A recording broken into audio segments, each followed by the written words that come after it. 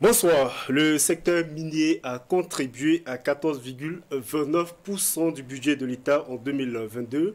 Sa contribution dans le PIB a été de 11,02% en 2020. Mais comme l'a relevé le journal L'Économiste du Faso dans son numéro 439, ces différentes contributions vont prendre un sérieux coup en 2022 et pour cause l'insécurité.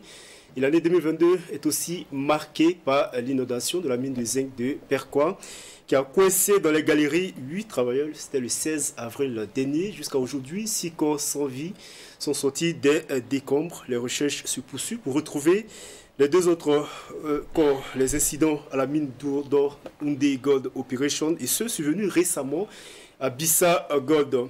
Les incidents sont fréquents sur les sites aurifères burkinabés où les populations des localités abritant ces mines estiment que les retombées pour les communautés locales sont très faibles.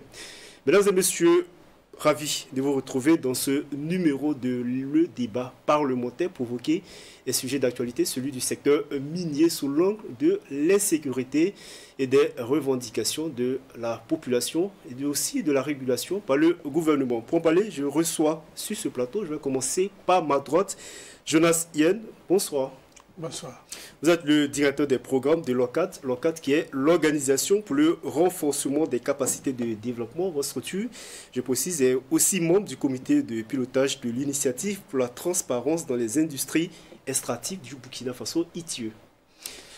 Votre voisin tout juste à côté, qui est Roland Bayala, bonsoir. Bonsoir. Député de la transition, vous êtes également le porte-parole de la coalition des patriotes du Burkina Faso, qui est la COPABF. Et enfin, en face de vous, nous avons Edasso Rodrigue Bayala, bonsoir. Bonsoir, M. Oudraogo. Député de la 8e législature, vous êtes avocat. Merci à vous trois d'avoir répondu présent à cette émission. D'abord, nous aurons deux grands moments dans cette émission. D'abord, l'état des lieux du secteur minier caractérisé par l'insécurité et les crises récurrentes entre les sociétés minières et les populations locales. Bien entendu, nous allons évoquer l'impact des mines sur les populations locales et enfin l'insuffisance du suivi de la gouvernance minière. Tout de suite, l'insécurité. Je vais commencer par Jonas Yen qui est de l'OCAD. La crise sécuritaire impacte bien entendu les sociétés minières. Est-ce que cela vous préoccupe particulièrement, vous qui êtes de l'OCAD? Non, cela préoccupe tout le monde. Ça préoccupe aussi bien les investisseurs que l'État, que les acteurs terrains que nous sommes, que les populations qui vivent également dans les localités minières. Donc c'est une préoccupation nationale qui est réelle. Cela est de nature justement à faire fuir les investisseurs. En un mot, ce qui concerne l'impact de la crise sécuritaire sur les mines, sur les sociétés minières. Oui, fuir, je ne sais pas si c'est le mot qu'il faut dire, mais ça peut entraîner effectivement une suspension d'activité. Comme cela a été constaté à Tapako. Si la menace sécuritaire est très élevée, ça peut entraîner effectivement une suspension d'activité en attendant certainement des moments beaucoup plus favorables. Bien sûr, ce sont des emplois qui sont en souci. Roland Bayala, la question aussi vaut pour vous. Vous êtes préoccupé par la situation? Oui, effectivement, avant toute entame, permettez-moi effectivement de vraiment présenter les condoléances à nos frères qui ont perdu la vie, malheureusement au niveau de la mine de Perquois, dans la province donc de Sangué. Oui. Effectivement, c'est une préoccupation que nous vivons au quotidien. Et lorsque nous voyons comment nous jetons un regard sur l'état des lieux des mines au Burkina Faso, et effectivement, entre le terrorisme et effectivement aussi la vie au quotidien, ce que la population gagne au quotidien, et tout cela, c'est une préoccupation majeure pour nous aujourd'hui. Et je pense que tout au long de cette émission, nous allons ensemble... Aujourd'hui, votre crainte, c'est quoi? C'est qu'il y ait insécurité au niveau des sites aurifères qui vont faire fuir justement les investisseurs ou justement les préoccupations des populations? Nous pensons qu'aujourd'hui même, la question même se situe en bas. Il y a à revoir beaucoup de choses dans ce secteur minier. Oui. Voilà, parce que quand on se rend compte, il faut comprendre que le Burkina Faso aujourd'hui a un potentiel assez large sur le plan minier. Mais aujourd'hui, quelle est la politique qui accompagne ces secteurs? Et je pense que l'une des causes effectivement du terrorisme dans ces zones-là est effectivement la mauvaise pratique qui est faite autour de cela, qui fait qu'aujourd'hui on a ces conséquences que nous vivons au quotidien. Oui, effectivement. Aujourd'hui, prenons l'exemple au niveau des régions du Nord. Vous prenez le Nord, le centre-Nord, et vous voyez qu'aujourd'hui, ces régions ont à peu près plus de 80% des mines au Burkina Faso. Ces régions regorgent effectivement un potentiel minier assez vaste. Mais qu'est-ce qui se passe sur le terrain? Est-ce que la population à la base, est-ce que la population est réellement en phase avec ceux qui sont employés dans les mines? Est-ce que la population est prise en compte dans ces choses-là? Aujourd'hui, nous avons des jeunes désœuvrés souvent qui prennent des armes au niveau du Nord. Et ces jeunes-là, est-ce qu'on s'est posé la question de savoir pourquoi est-ce que ces jeunes partent? Et si ces jeunes effectivement étaient employés, et si la population avait cette possibilité d'être employée à temps plein dans ces différents sites miniers, est-ce que cela n'allait pas permettre effectivement de stopper l'avancée du terrorisme? Voilà ces questions qu'on se pose. Il y a des jeunes de ces localités qui sont employés dans ces mines. Et dans ce Rodrigue Baïla, est-ce que vous partagez son opinion? Oui, je pense qu'avant de me prononcer d'abord sur ce qui vient d'être dit, c'est de dire que la sécurité en tant que problème de société, d'abord préoccupe l'ensemble des Burkinabés qui subissent effectivement les effets néfastes de l'insécurité galopante dans notre pays. Les sociétés minières étant effectivement dans la société burkinabé, exerçant au Burkina Faso, il va de soi que ce fléau qui est le terrorisme influence négativement sur les activités de ces sociétés. Vous savez que l'investisseur, il regarde d'abord les conditions de stabilité politique, les questions sécuritaires et les questions fiscales avant vraiment de venir investir dans un pays. Et lorsque ces conditions commencent à se dégrader, il y a de quoi effectivement s'inquiéter à ce niveau.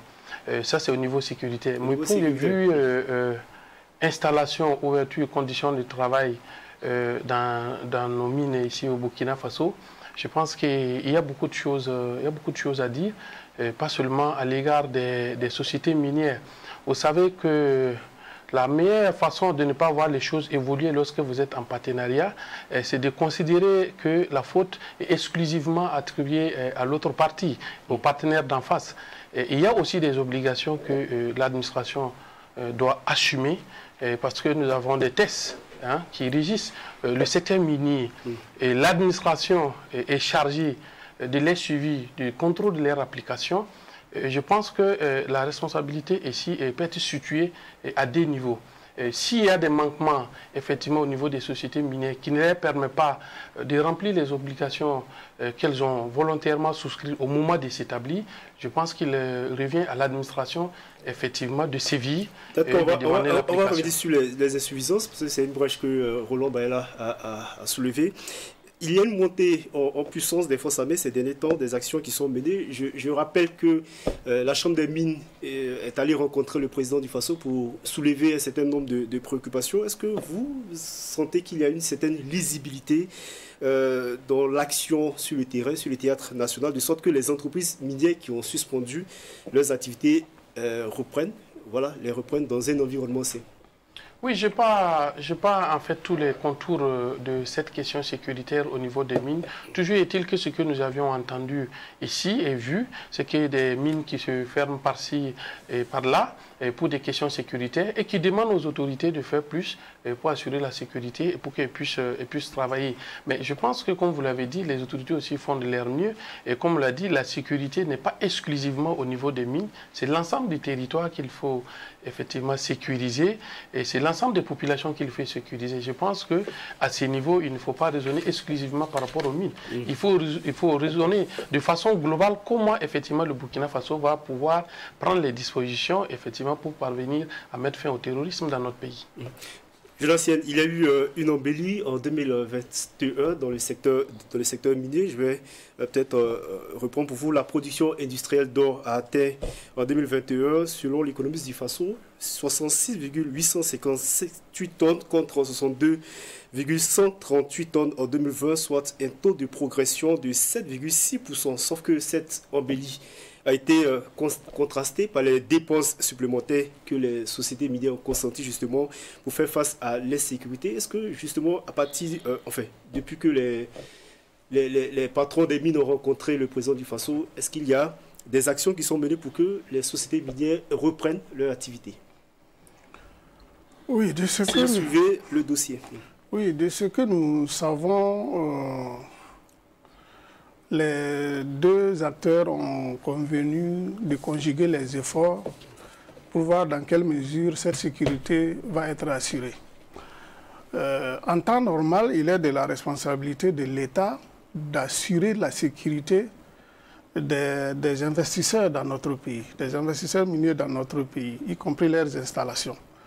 Mais avec la complexité de la situation actuelle liée au terrorisme, il faut savoir qu'il n'est pas évident que l'État à lui seul puisse assurer pleinement cette sécurité.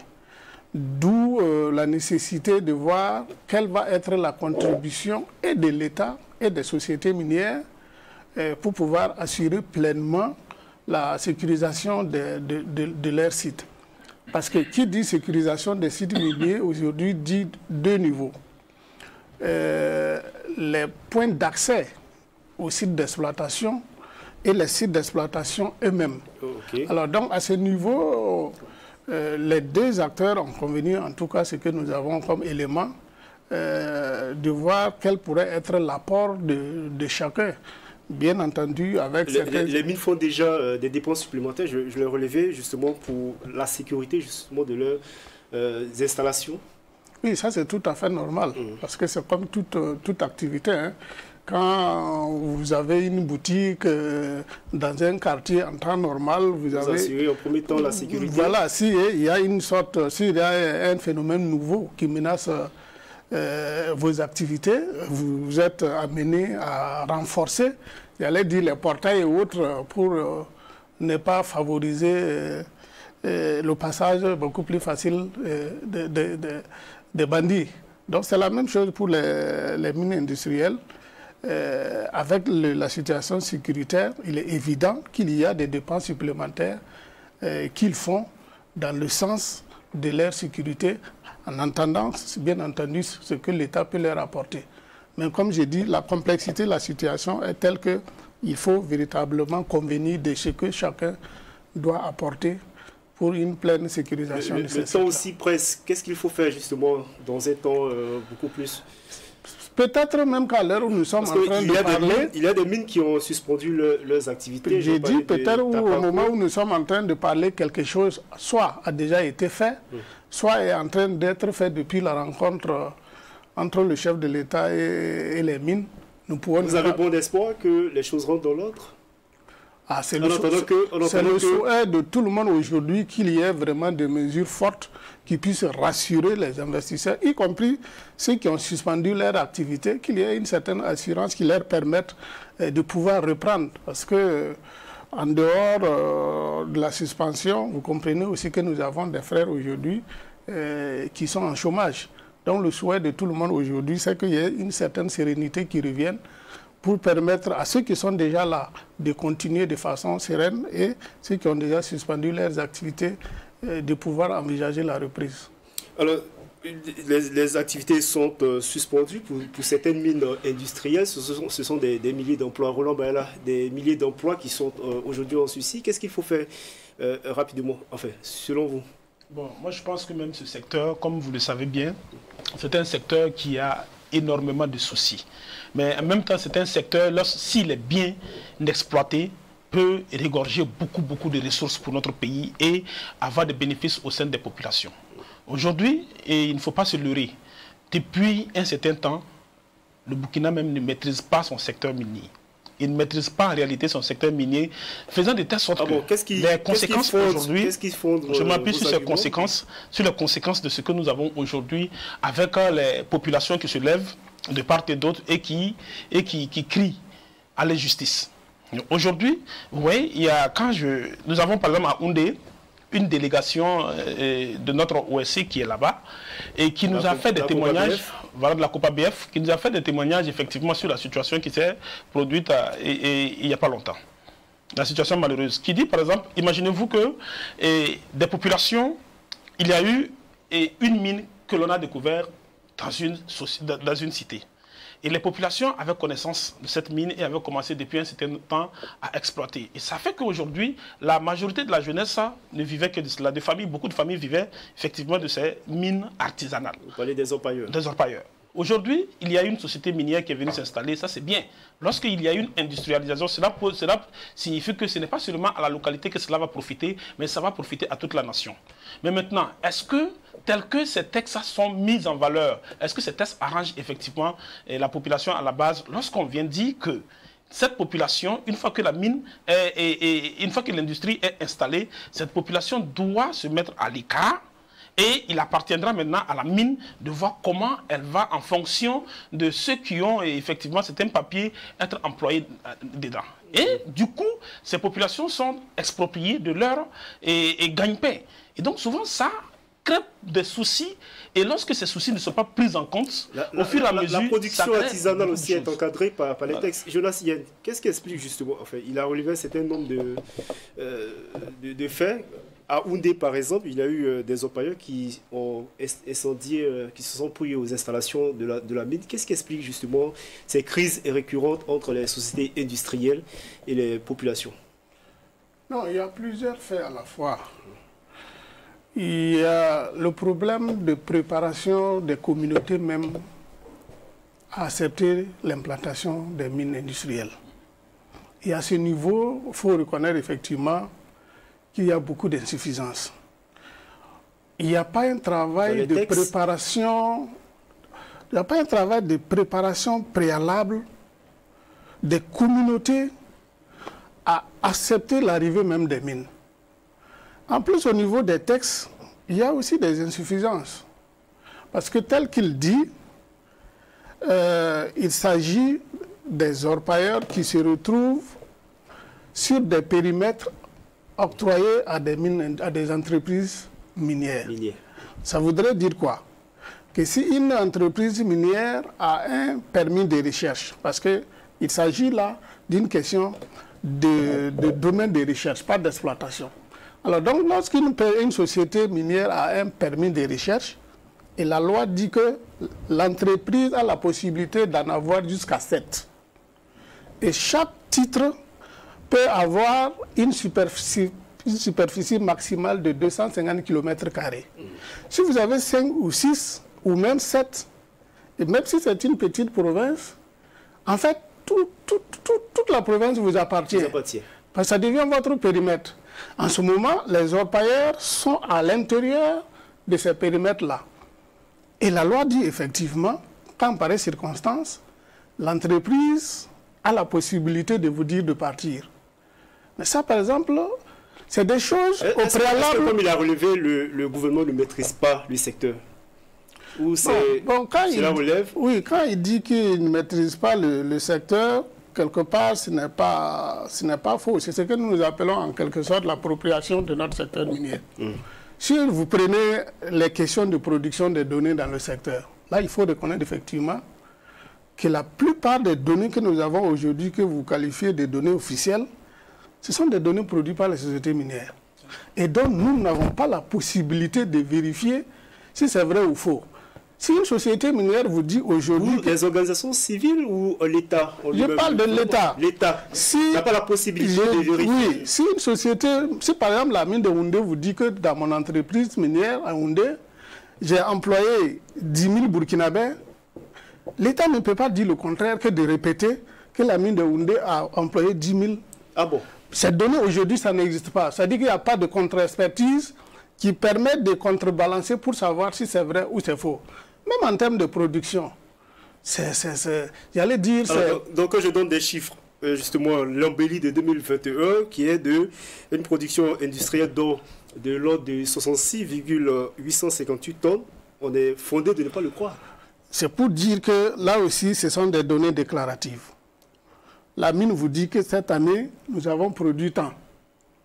Et on se contente de ça. Sans que l'État ne puisse vérifier. L'État aujourd'hui n'a pas les moyens de vérifier tout ça. Et c'est ça qui fait partie des insuffisances aujourd'hui. En termes de données statistiques dans les mines nous n'avons pas la possibilité, quand je dis nous, je parle de l'État burkinabé, de vérifier un certain nombre de choses. Parce que c'est ce que les miniers nous communiquent, que nous enregistrons. Et ça, nous disons que nous devons sortir de ça. Même si nous nous donnons leurs données, nous devons être à mesure de produire, nous aussi, nos données, pour faire la balance ou la contradiction, pour voir si ce qu'ils ont dit, c'est vrai ou faux. Mais jusqu'à l'heure où je vous parle, nous n'avons pas ça. Et donc, quand vous n'avez pas toutes ces informations, c'est là que je suis d'avis avec lui que nous n'avons pas toute la maîtrise de l'information sur notre secteur. Et dans son Rodrigue, comment cela est-il possible dans un État? Moi, je pense que d'abord sur la question des révoltes auxquelles nous assistons au niveau des populations, on ferait parler d'injustice et autres. En fait, c'est, comme a dit M. Yen, les conditions de préparation, de signature et d'exécution des conventions minières, des contrats miniers dans notre pays, qu'il faudrait peut-être revoir. Je vous prends un exemple très simple. Une société arrive, elle bénéficie d'un permis de recherche, comme l'a dit M. Yen, sur 250 km². À l'intérieur se trouvent bien naturellement des populations qui exploitaient cette terre à d'autres fins. Ça peut ne pas être forcément des orpailleurs, ça peut être à d'autres fins d'agriculture et autres. Et qu'est-ce qui se passe? Ces populations sont entre griffes indemnisées. Et comment indemniser? Ils se retrouvent avec quelques sous pour quelques jours. Et bien entendu, on élève le niveau de vie à un moment donné qui rabaisse parce que ces populations ne sont pas préparées à vivre en marge de la mine. Du coup, chacun attend à être employé dans la mine. Ça, c'est le premier problème. La mine ne peut pas employer tout le monde. Le deuxième problème auquel nous assistons, c'est que ces quelques indemnisations que nous faisons améliorent de façon éphémère les conditions de vie des populations qui retombent du jour au lendemain à leur réalité de misère. Donc, du coup, l'existence de la mine même dans la communauté devient un problème. Donc, chaque matin, quand les populations sont assises et se demandent si finalement cette mine n'est pas venue dans la localité, créer plus de la misère que de créer le développement. Donc, du coup, vous voyez, quand il y a un petit incident, toutes ces populations et ces communautés qui sont autour de la mine, c'est dit que de toute façon, notre malheur vient de là-bas. Donc, du coup, les révoltes, tant qu'on revoit, on ne va pas revoir les conditions pour impliquer et préparer les communautés. Et cela vaut pour toutes les mines? Oui, bien sûr, à être partie prenante. Je me demande, chez nous et dans toutes nos sociétés africaines, la terre a une valeur culturelle. Elle se transmet de génération en génération. Elle ne se monnaie pas. Donc il faut travailler à ce que ces populations, en cédant leur terre, ne reçoivent pas en retour que des miettes en termes d'indemnisation, mais qu'elles puissent être partie prenante de la société, en tant qu'actionnaires par exemple. Lorsque ces dividendes qui vont être issus de ces actions sont utilisés pour améliorer les conditions de vie des populations à travers des projets de développement suivant les localités, qui peuvent les transmettre à aux générations futures, vous allez vous rendre compte que les populations vont commencer à comprendre que l'exploitation minière les profite. Et de toute façon, comme le dit notre Constitution, les ressources minières appartiennent au peuple et doivent être utilisées pour l'amélioration de leurs conditions de vie. Donc si l'exploitation des ressources minérales dans nos pays ne profite pas aux populations et crée des situations de misère et d'injustice, tous les jours nous allons assister à ces révoltes. Est-ce que cela procède de la faiblesse des textes? Je pense que oui et non. Non, pourquoi? Parce que vous avez un code minier aujourd'hui avec l'ensemble de ces tests d'application. Il suffit d'abord d'appliquer rigoureusement l'existant. Et à partir de l'existant, on va aller vers ce qui est insuffisant. Je prends l'exemple, par exemple, tout à l'heure où M. Yen a pris l'exemple. Lorsque une société bénéficie d'un permis de recherche, dans laquelle zone se trouvaient déjà des orpailleurs, c'est-à-dire ceux qui faisaient l'exploitation artisanale. Et la loi dit, par exemple, pour renouveler l'autorisation d'exploitation artisanale, il faut avoir l'accord de la société qui a bénéficié du permis de recherche. Par exemple, c'est un droit d'antériorité. Par exemple, ça peut être considéré comme une insuffisance. L'autre insuffisance qu'on peut trouver, c'est le suivi même de l'application des conventions minières. Vous savez, lorsqu'une société veut s'installer, il y a une convention, un contrat qui est signé entre ces sociétés minières et l'État. Ça génère de part et d'autre des droits et des obligations. Donc, si l'État ne fait pas son rôle de contrôle, de suivi, d'application stricte des obligations qui échouent à la société, il va de soi que, vous savez que ces sociétés s'installent comme toute société commerciale pour réaliser du bénéfice. Donc si le contrôle n'est pas strict à un moment donné, si les outils ne sont pas mis en œuvre pour encadrer l'exécution de ces obligations, ben ici la société a la possibilité de ne pas les exécuter pour en tirer un profit et va le faire. Ce qui est peut-être le cas. C'est pourquoi je dis qu'il faut d'abord qu'on situe les responsabilités.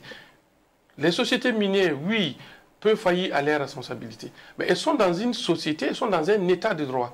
Elles ont souscrit à des obligations. Il faut que l'administration monte quand même au créneau pour amener ces sociétés. C'est l'administration qui a la force publique. Il y a des sanctions qui sont prévues.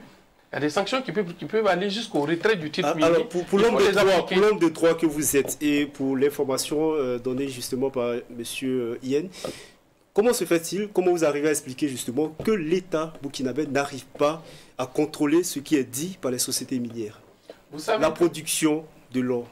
Vous savez que tous les textes, ils ne sont pas... Vous pouvez avoir les plus beaux textes si le contrôle, comme je le disais tantôt, et le suivi n'est pas fait. Bien entendu, il va y avoir des failles.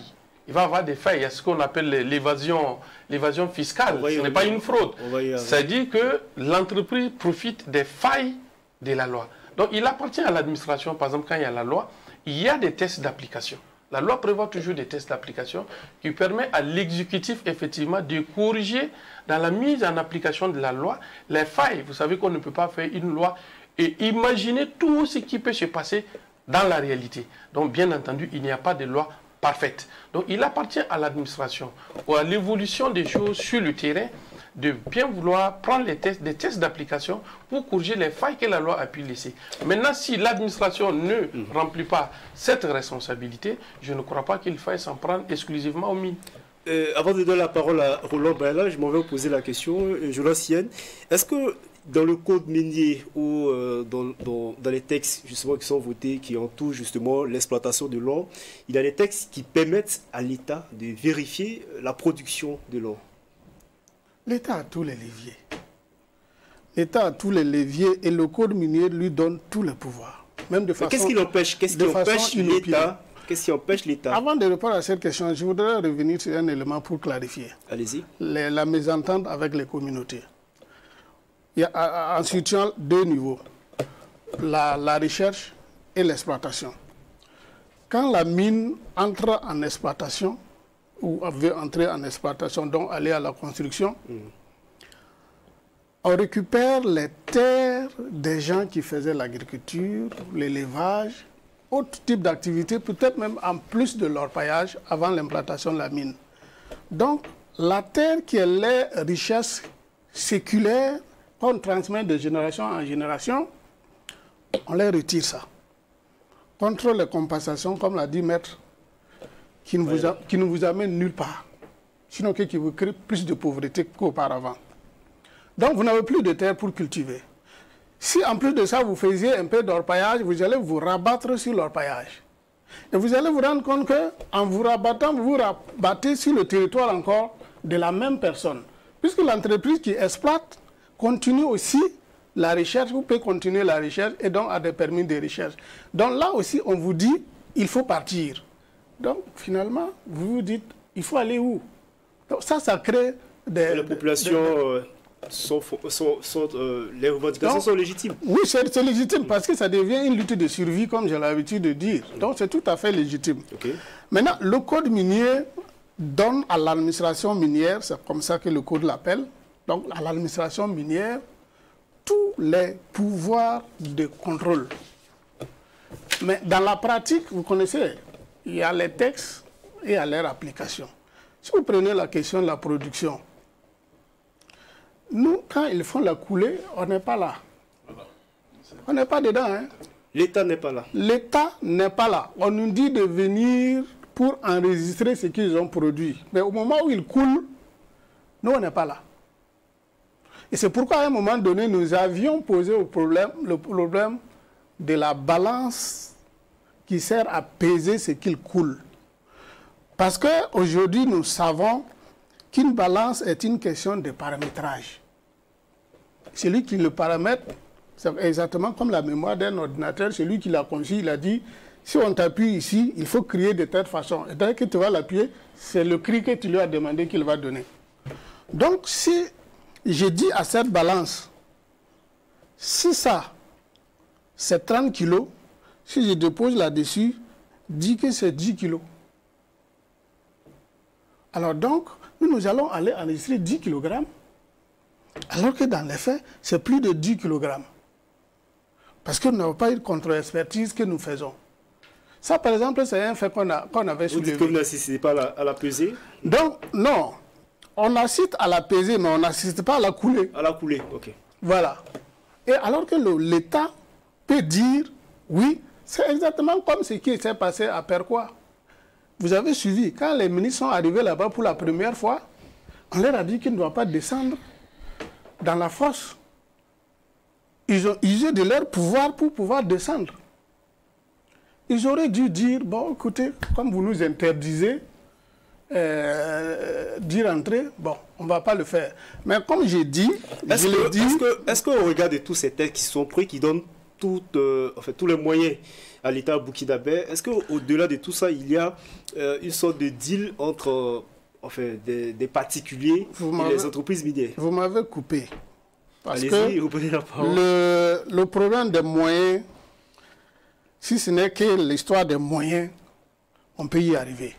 Ce n'est donc pas une question de moyens. Comme j'ai dit, pendant longtemps dans ce pays-là, la collusion entre certaines personnalités et les responsables miniers ont fait qu'on a fermé les yeux. C'est ça la réalité. Parce que vous ne pouvez pas être des amis intimes des investisseurs. C'est vous qui voyez tous les jours. Alors, pour aller ici, oui, il faut donner un peu ici. Mon enfant a un baptême, il faut envoyer de l'argent. Les sociétés minières injectent trop beaucoup d'argent qui vont dans les postes des privés. Et pendant longtemps, cette collusion-là, ce copinage-là, était trop serré entre eux. Conséquence, on s'arrange pour dire qu'il n'y a pas de moyens. Donc les techniciens qui veulent bien aller sur le terrain pour contrôler. Et jusqu'à aujourd'hui, de ce que je sais, ils continuent à venir prendre nos agents pour aller se faire contrôler. Donc les contrôleurs continuent à venir prendre les contrôleurs à leurs moyens, à leurs frais. Les mines qui viennent prendre oui. les contrôleurs oui. burkinabés pour les contrôler. Oui, ça persiste. Okay. Alors, qu'est-ce que vous voulez dans ça? C'est quel sérieux vous voulez dans la maîtrise de votre secteur? Non. Comme il a dit, je pense qu'on va saisir encore cette occasion de la transition, si on le veut bien vraiment, pour corriger certaines choses. Il y a beaucoup d'insuffisances en matière de gouvernement. Roland Bala, vous voulez réagir sur les insuffisances? Moi, j'ai beaucoup à dire, si vous me le permettez. Est-ce que Perquois, justement, aujourd'hui, la face révélée de l'absence de régulation, de l'insuffisance de régulation dans le secteur? Oui, effectivement, il faut comprendre que, comme je l'ai dit au tout début, et Dieu merci, le doyen l'a soulevé, c'est cette transition, nous avons cette opportunité effectivement de balayer beaucoup de choses et de répartir sur des bases vraiment concrètes pour qu'au moins la population à la base puisse être les premiers bénéficiaires de la chose. Parce qu'aujourd'hui, quand vous prenez ce secteur et quand vous entendez la population vous faire des témoignages, je vais vous dire même qu'il y avait une vidéo au niveau de Houndé et même de Perquois qui circulait, mais quand vous entendez des vieux parler de ce qui se passe en réalité là-bas, ça donne de la chair de poule. Pour montrer qu'aujourd'hui, vous avez un territoire qui est le Burkina Faso, vous maîtrisez votre superficie. Maintenant, il se fait que dans le sous-sol, vous avez des minéraux qui peuvent effectivement permettre à la population de vivre de façon aisée. Ça, on l'a vu dans d'autres pays. Mais aujourd'hui, il se fait qu'on ne maîtrise même pas ce qu'il y a comme minerai dans le sous-sol. Quand vous prenez l'exemple de Perquois, moi j'ai eu un témoignage un jour de quelqu'un qui disait que, par exemple, quand les gens viennent pour dire ils ont un permis d'exploitation et qu'ils viennent pour exploiter, par exemple, le zinc, ils arrivent pour exploiter le zinc du fait que nous, notre État n'a pas la possibilité, effectivement, comme l'a dit le doyen, de contrôler ce qui sort. À l'intérieur du zinc, il peut y avoir dans la même mine de l'or, il peut y avoir d'autres minéraux. Et ça, du fait qu'on n'a pas cette possibilité de contrôler ce qui se passe, celui qui a ce permis d'exploitation vient et il prend le tout et il s'enrichit encore doublement sur le dos de notre État. Et sans qu'on ait à pouvoir vérifier ce qui se passe. Ça, c'est de un. De deux aussi, tout ce que nous faisons, je pense que les textes que nous faisons, ce n'est pas pour des compagnies étrangères. Ces textes-là, c'est quand même pour nos populations. Est-ce qu'en élaborant ces textes, est-ce que la population à la base est cette population qui bénéficie en premier lieu de ce que nous allons avoir? Ça, il faut réfléchir pour cela, mettre ces bases-là et réfléchir à cela. Est-ce que les sociétés minières ne payent pas les taxes? Pardon? Les sociétés minières, elles payent les taxes? Il y a des taxes, mais est-ce qu'aujourd'hui ces taxes-là permettent à la population de pouvoir jouir pleinement de ce qu'on a comme, comment on appelle ça, comme donné, potentiel? Voilà, comme potentiel au niveau du Burkina Faso. Est-ce que ça permet de le faire en réalité? Non. Je dis non. Et quand vous prenez les deals qui se passaient depuis belle lurette entre ces gens qui sont là, qui ont appelé ces sociétés minières à s'installer, avec ces sociétés minières, il en va de soi que on ne puisse pas réellement maîtriser ces secteurs-là. Et moi, je vais aller plus loin en disant que dans notre politique de souverainisme, nous disons qu'aujourd'hui, cette période où on a l'habitude d'appeler des gens à l'extérieur sans qu'on puisse maîtriser ce qui se passe et qu'ils viennent exploiter et répartir, doit être révolue. Il faut qu'on arrête cela. Nous avons des opérateurs économiques au Burkina Faso. Là-bas, ce sont des gens qui se mettent ensemble, qui créent des multinationales et qui viennent nous exploiter. Aujourd'hui aussi, au Burkina Faso et même en Afrique, nous avons des opérateurs économiques qui peuvent se mettre ensemble et exploiter ce que nous avons et aller compétir sur le marché international. Pourquoi pas ne pas donner effectivement la priorité à ces opérateurs économiques de travailler dans ce sens? Est-ce qu'il y a l'expertise de pouvoir gérer les choses? Est-ce qu'il y a l'expertise locale? Est-ce qu'il y a l'expertise locale? L'expertise locale, c'est quoi? C'est une formation, on forme. On forme des gens. Les mines industrielles, voilà. C'est 15 années d'existence. Est-ce que tout ce temps, on a justement formé les gens dans le secteur? L'État, par exemple, a formé les gens dans le secteur. Non, je parle ici des opérateurs économiques. Des opérateurs économiques. Ces opérateurs économiques, aujourd'hui, pour pouvoir d'abord avoir le marché, on doit dire dans des textes que le Burkinabé, par exemple, s'il y a des Burkinabés qui se mettent ensemble et qui veulent aller pour l'exploitation de ces mines-là, que ces Burkinabés d'abord soient prioritaires. Est-ce que c'est interdit? Ça, c'est de 1, mais je n'en vois pas. Est-ce que c'est favorisé aussi? Voilà. Est-ce que c'est favorisé? Et qu'est-ce qu'on en fait dans ce domaine? Je ne maîtrise pas trop les textes en la matière, mais je ne vois pas d'opérateur économique burkinabé qui va dans ce sens. On va poursuivre avec les insuffisances.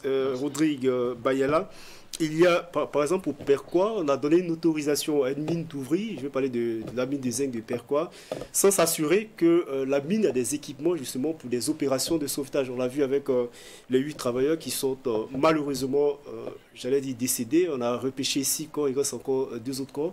Est-ce que cela participe justement à révéler à la face du pays cette insuffisance de régulation de la part des autorités? Merci beaucoup. Je voudrais dire qu'en fait, la question des mines, que ce soit les questions d'installation, que ce soit les conditions d'exploitation, tout ça c'est encadré par la loi et ses tests d'application. Je pense que cette loi a été adoptée en 2015. La loi, je crois que c'est la loi 036 du 29 octobre 2015, 26 juin 2015, qui a abrogé l'ancien code minier. Il y a ce nombre d'innovations qui ont été apportées à ces codes-là. Eh bien, contentons-nous d'abord de les appliquer. Et comme l'a dit M. Yen, il y a des insuffisances, certes, mais est-ce que l'autorité elle-même d'abord assume ses responsabilités? Parce qu'il ne suffit pas de venir balayer, il suffit d'abord de faire son autocritique.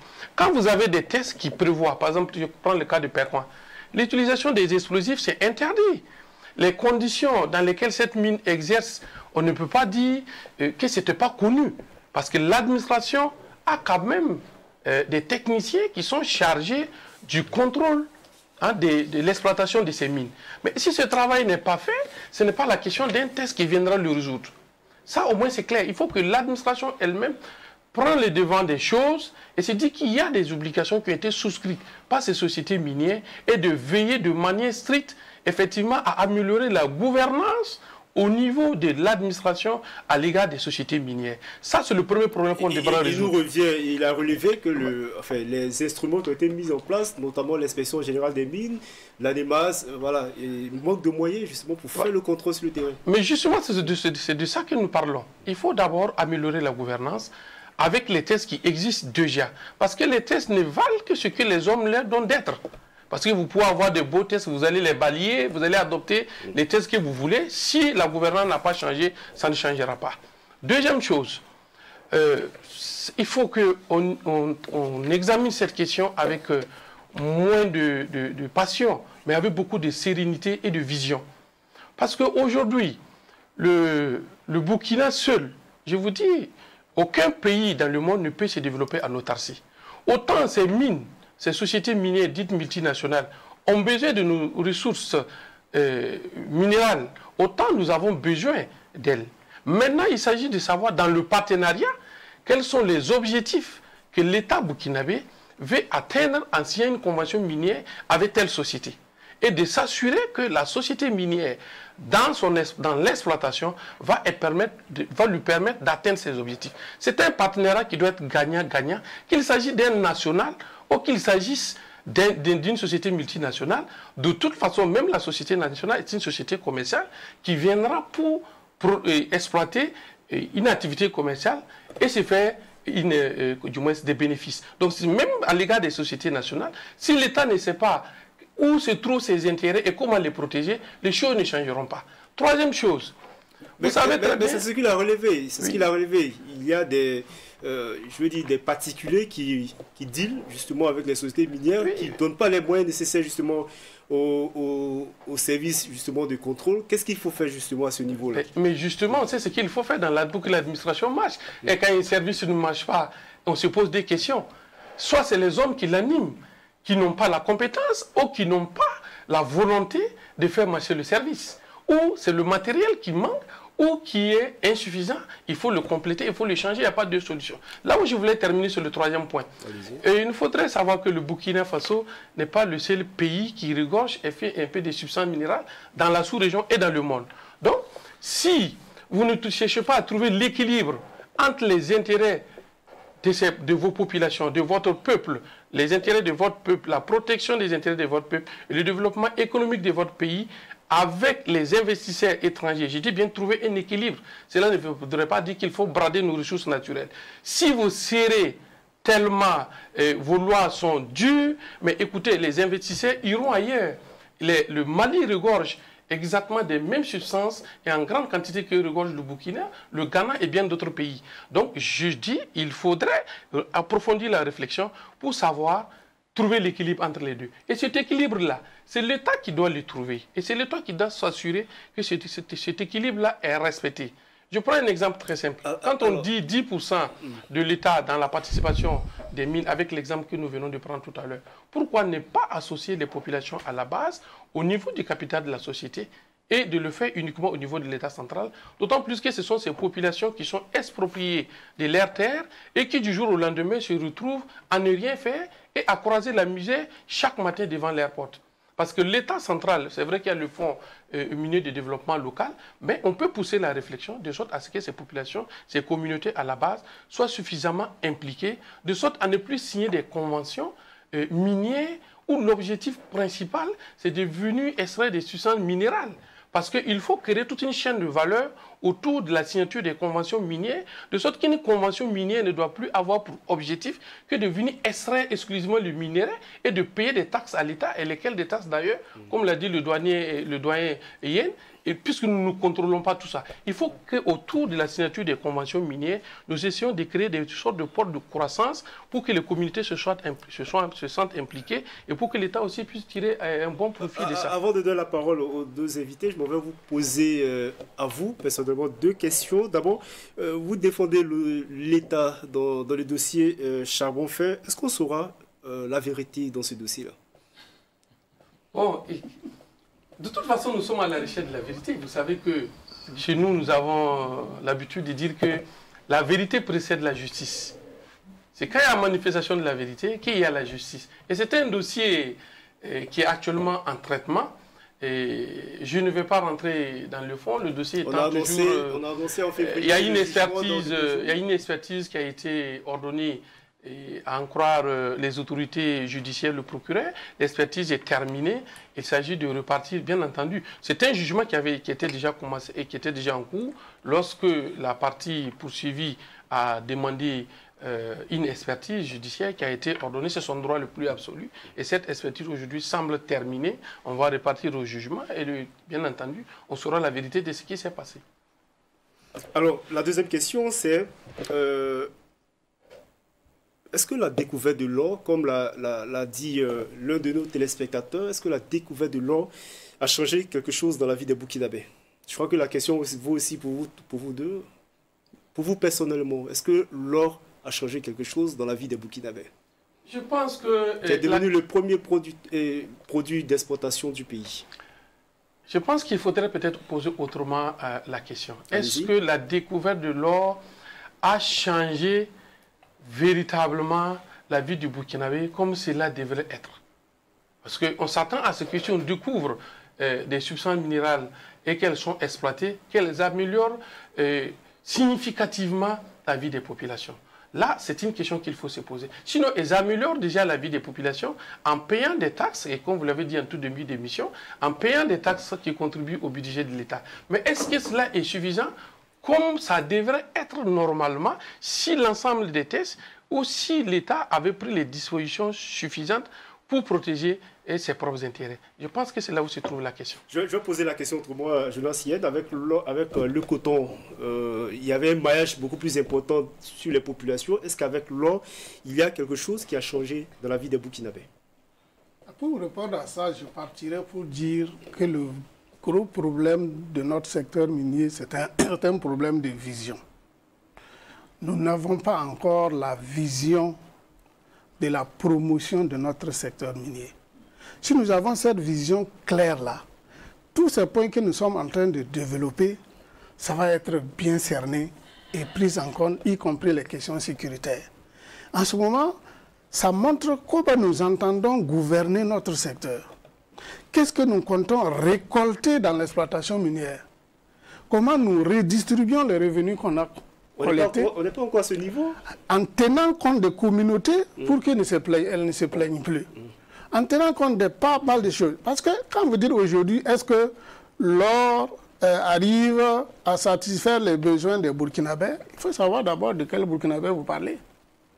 Parce que si vous voulez aller jusqu'en bas, je vous dirais que en dehors du fonds minier, effectivement, qui est en train de venir, les revenus de l'or aujourd'hui, au regard de votre histoire d'unicité de caisse de l'État, là, on sait que les revenus aujourd'hui que nous récoltons, la plupart, ça va dans la consommation, donc dans le paiement des salaires. Ça, c'est connu. Bon, c'est vrai qu'aujourd'hui, avec le Fonds minier de développement local, qui n'est pas quand même quelque chose de négligeable, parce qu'en 4 années de collecte, nous sommes à plus de 120 milliards de francs CFA. Ça montre que si nous nous organisons très bien, il y a bel et bien de l'argent à l'intérieur de ce pays que l'on peut recouvrer et redistribuer de sorte que chacun soit satisfait. Le problème, ce n'est pas que l'or nous apporte beaucoup, mais est-ce qu'effectivement, le citoyen lambda peut vous dire, si le Burkina Faso n'exploitait pas l'or, je n'allais pas être à ce niveau de vie. À cause du fait que nous exploitons, voici aujourd'hui ce que je suis devenu. Si un citoyen peut vous exprimer cela aujourd'hui dans la rue, il va vous dire que votre affaire d'or là, lui, il ne sent pas ça. Il ne sent pas. Donc, c'est une question de vision dans la gouvernance, dans la promotion, qui permet de corriger tout ça. On aime dire que le Canada s'est développé à partir de l'exploitation de l'or. Ce sont les Canadiens qui sont ici.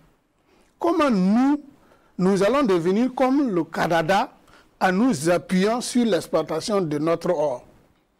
C'est ça qui nous manque. Lui, il a parlé des opérateurs économiques.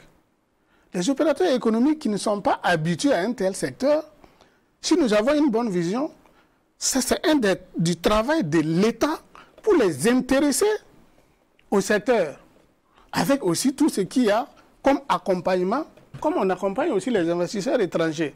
C'est vrai qu'il y a certains qui commencent à s'y intéresser petit à petit, mais il est tout à fait normal, effectivement, que dans une vision globale, ce volet-là aussi ne soit pas des nationaux. Il faut traverser, c'est tout ça qui nous permet de parler d'appropriation de notre secteur. C'est-à-dire qu'il faut amener les nationaux qui sont en mesure de rentrer dans ce secteur à pouvoir commencer à s'y intéresser. Et ça aussi, c'est le travail de l'État. Et nous nous cessons d'interpeller pour dire, c'est vrai, nous avons aujourd'hui des investisseurs, mais il faut aussi produire de l'expertise au niveau national, aussi bien pour l'État que dans le privé, pour être dans notre secteur. Dans le secteur. Il y a aussi beaucoup d'exonérations fiscales, des fausses facturations d'or, beaucoup de déperditions justement financières. L'État perd beaucoup justement en termes de milliards de francs CFA dans ce secteur. Alors, je m'en vais vous poser des questions des internautes. Les internautes se sont intéressés beaucoup à ce sujet. Ils ont posé des questions.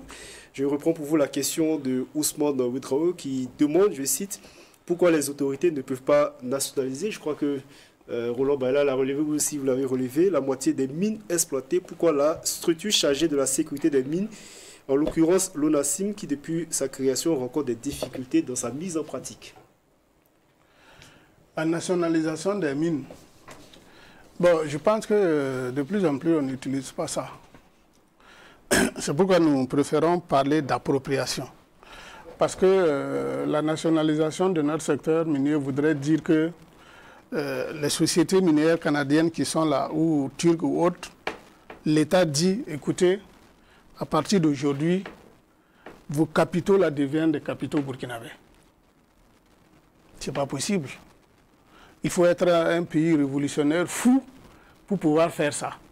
Donc, c'est pourquoi nous ne parlons pas en termes de nationalisation, mais en termes d'appropriation de notre secteur. C'est-à-dire qu'il faut que nous-mêmes, on se prépare, on ait les compétences et on s'approprie notre secteur, on connaît, on maîtrise bien notre secteur à tous les niveaux. Donc, maintenant, l'ONACIM. Pourquoi l'ONACIM n'a pas de moyens? C'est vrai, l'ONACIM est créé depuis 2013, mais du point de vue efficacité sur le terrain, il y a un problème. Et le problème est lié au fait qu'ils n'ont pas les moyens financiers nécessaires. Ils devraient normalement avoir leur personnel en termes de militarisation, parce que c'est des gens qui peuvent intervenir à tout moment pour la sécurisation. Et avec le contexte d'aujourd'hui, l'ONACIM, ses missions deviennent beaucoup plus pertinentes. Mais effectivement, c'est une structure que je connais bien. Ils n'ont pas de moyens de leur politique. Et une fois de plus, c'est l'État qui doit mettre les moyens. Aussi qui n'arrive pas à c'est la même chose. Production de l'eau. C'est la même chose. Roland Baïla, vous êtes à l'Assemblée législative de transition. C'était un secteur qui vous tient à cœur, justement, le secteur minier. Est-ce que vous prévoyez des actions, des questions orales? Vous prévoyez quelque chose? Je pense que présentement, au niveau de l'Assemblée, nous avons... Et comme la priorité aujourd'hui, c'est le terrorisme, comment travailler effectivement à stopper ce fléau. Et je pense que d'abord, les premières lois qui sont venues vont dans ce sens. Mais je pense qu'aussi, après la sécurisation effectivement de notre territoire, il y a la survie de nos populations. Et je pense que très bientôt, nous allons effectivement aller dans ce sens. Et surtout la question minière qui est très importante et qui fait des gorges chaudes. Je pense qu'il y a des questions qui seront dans ce sens. Vous allez interpeller le gouvernement par rapport à ces questions et voir comment effectivement réaménager de façon profonde et aussi dans une durée et bien distincte et cette question minière. Je pense que ça sera de l'actualité. Il y a un travail formidable qui a été fait par la 7e législature. Je vais parler des enquêtes parlementaires sur le secteur. Vous aviez été député sous la 8e législature. Qu'est-ce que le député, parce que comme on est dans une émission de débat parlementaire, qu'est-ce que le député justement peut faire pour amener... Il y a eu de fortes recommandations. Qu'est-ce que le député peut faire en dehors des missions qui lui sont dévolues?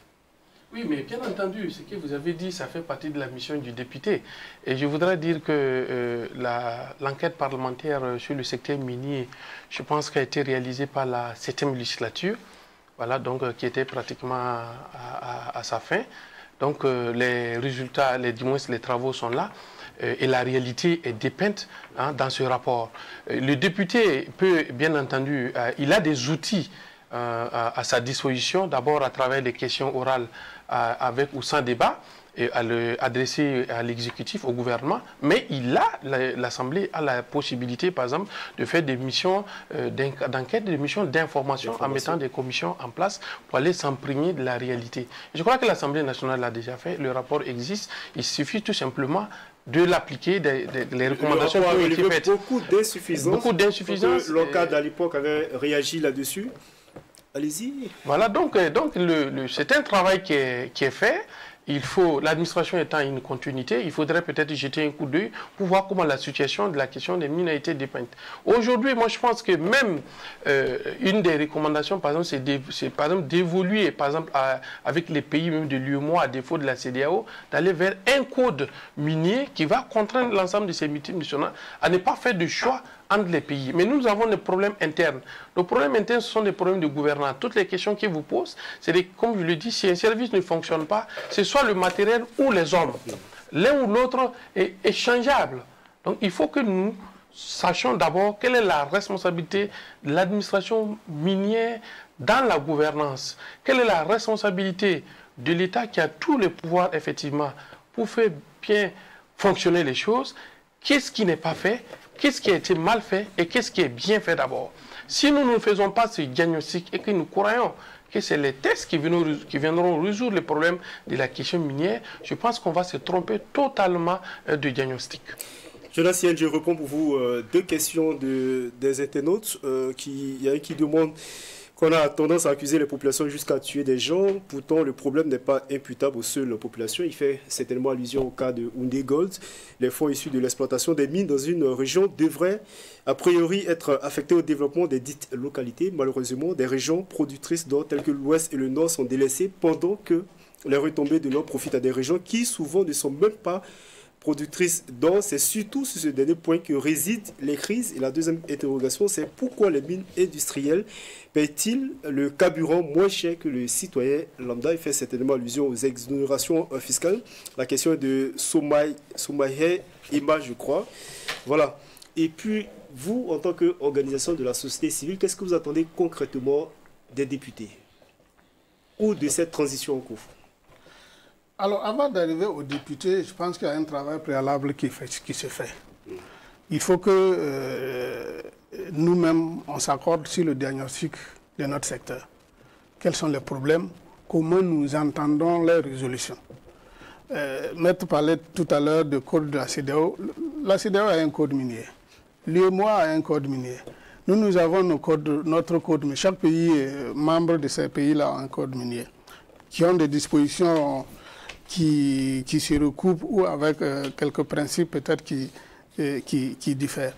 Donc, à partir de tout ça, le diagnostic doit être fait en partant surtout de l'expérimentation que nous avons déjà faite du code passé, du code en vigueur, pour voir quelles sont les améliorations qu'il convient de faire. Parce que nous avons aujourd'hui beaucoup d'éléments qui nous permettent de rectifier le tir. Et à partir de ça, si on organise bien notre réflexion, nos arguments, c'est en ce moment qu'on pourrait soumettre ça aux députés pour dire ce que nous entendons voir désormais être notre secteur minier qui tienne compte des intérêts bien réfléchis et bien partagés. Investisseurs, État, population. Donc si on ne fait pas bien ce travail-là, ce n'est pas aux députés de demander, aux députés qu'on va demander de réfléchir. Et ils apportent leur contribution sur la base de ce qu'on les soumet. Déjà été faites, notamment avec l'enquête parlementaire sur le secteur. Oui, je veux dire par là que les enquêtes que les parlementaires ont déjà faites, aujourd'hui, ça va faire partie, j'allais dire, de la revue documentaire qui va nous permettre d'aller vers la retouche du code actuel. Parce que le code actuel demande quand même que certains aspects soient revus. C'est pourquoi d'ailleurs j'ai espoir que la transition va permettre de regarder cela et de corriger certaines insuffisances qu'on a pu constater. Malheureusement, nous sommes à la fin de cette émission. Merci Jonas Yen. Je rappelle que vous êtes le directeur des programmes de l'Organisation pour le renforcement des capacités de développement au cadre, Roland Bayala, qui est député à l'Assemblée législative de transition et porte-parole de la coalition des patriotes du Burkina Faso. Et puis Edasso Rodrigue Bayala, qui est avocat et qui est député, enfin il était député sous la 8e législature. Merci à vous, chers téléspectateurs. Merci également à l'équipe de réalisation, à Clarisse Benao, à Fidel Kabouré, Peggy Sanogo, Idi Diallo, au directeur de rédaction Serge Mathias Tomodu. Merci à toutes et à tous. Bonsoir.